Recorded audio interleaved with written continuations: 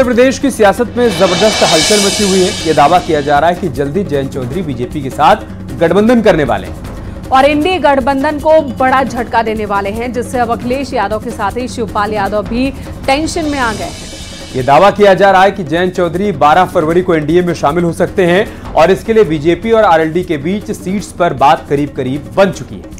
BJP RLD को 4 Lok Sabha seats दे सकती है। माना यह जा रहा है कि गठबंधन को लेकर आरएलडी और बीजेपी में अब आखिरी दौर की बात चल रही है।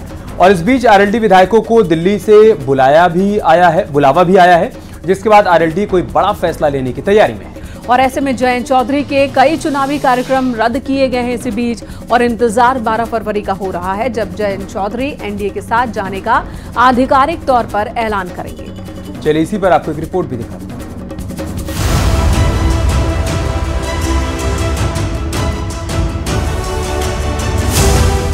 इंडिया गठबंधन में फूट और टूट का सिलसिला उत्तर प्रदेश पहुंच चुका है। गठबंधन की दीवारों पर दस्तक दी जा रही है, मानो कुछ पल का इंतजार और जयंत चौधरी भी इंडी गठबंधन से पार अपने जनाधार को बढ़ाने के लिए बीजेपी का सहारा लेने वाले हैं।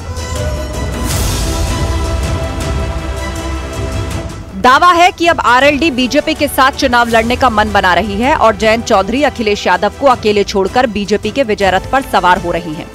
आरएलडी प्रमुख जयंत चौधरी की नजदीकियां बीजेपी के साथ बढ़ती जा रही हैं। पिछले कुछ दिनों में कई सारे बीजेपी के वरिष्ठ नेताओं के साथ उनकी मुलाकात हो चुकी है और अब ये कयास लगाए जा रहे हैं कि जयंत चौधरी बहुत जल्दी एनडीए में शामिल हो जाएंगे।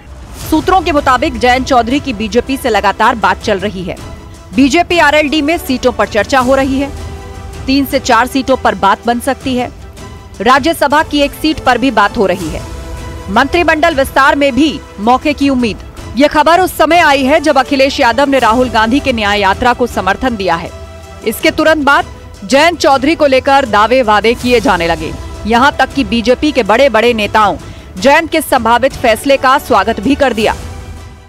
जो भी पार्टी जुड़ेगी या जुड़ने वाली है, जुड़ेगी व्हाटएवर, उनका बहुत सम्मान बढ़ेगा। उनको पता है क्योंकि उनके वोटर्स कह रहे हैं कि भाजपा ही में ही भविष्य है, भाजपा ही देश का भविष्य।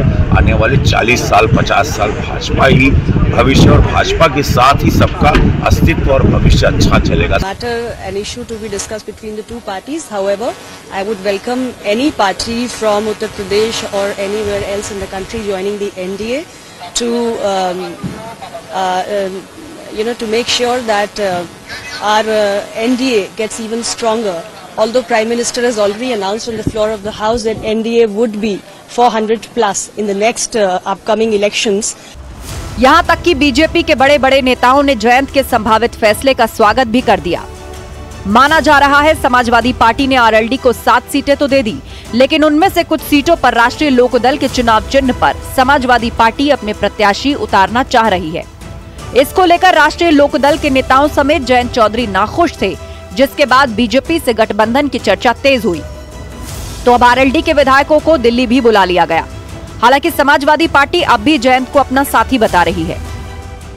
जयंत चौधरी जी बहुत सुलझे हुए इंसान हैं, बहुत पढ़े लिखे हैं, राजनीति को वो समझते हैं। मुझे उम्मीद है कि किसानों की लड़ाई और उत्तर प्रदेश की खुशहाली की तरफ जो संघर्ष चल रहा है, उस लड़ाई को वो कमजोर नहीं होने देंगे। देखिए, जयंत को मैं अच्छी तरह से जानते हैं, वो सेकुलर लोग हैं और ये देखिए भारतीय जनता पार्टी के द्वारा मीडिया के माध्यम से भ्रमित किया जा रहा है, तो वो कहीं नहीं जा रहे। वो मजबूती के साथ इंडिया गठबंधन में रहेंगे और भारतीय जनता पार्टी को हराने का काम करेंगे। यानी समाजवादी पार्टी को अब भी लगता है कि जयंत चौधरी उनके साथ हैं, लेकिन बड़ी बात तो ये है कि आरएलडी और बीजेपी में बात अंतिम दौर में पहुंच चुकी है। सिर्फ आधिकारिक ऐलान बाकी है। Bureau report, news 18।